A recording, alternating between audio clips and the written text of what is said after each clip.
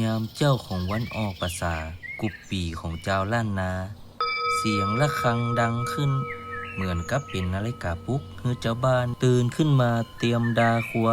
ทำบุญตานขันเข้ากันในยามเจ้าวันออกพรรษาหรือวันมหาปวารณาเป็นวันตีทุกเจ้าออกจากการจำพรรษาเจ้าบ้านกับป้อมใจกันทำบุญจัดครัวเพื่อไปตานขันเข้ากันเพื่อตานไปฮื้อ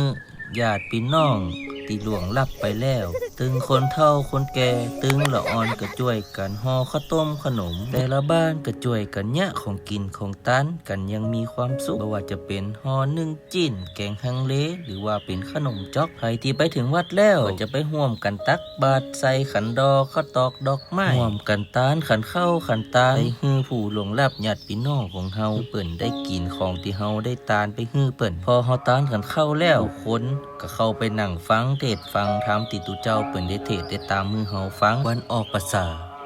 พระเจ้าจะจบสิ้นแค่วันนี้เพียงวันเดียวบุญที่เฮาได้ร่วมกันยะกันในวันนี้หัวใจที่จะส่งไปฮื้อแก่ผู้ที่ล่วงลับไปแล้วต่อันแต่มันเป็นการฝึกให้ตัวเฮารู้จักปล่อยวางมีสติรู้จักให้อภัยในการดำเนินชีวิตของเฮาต่อไป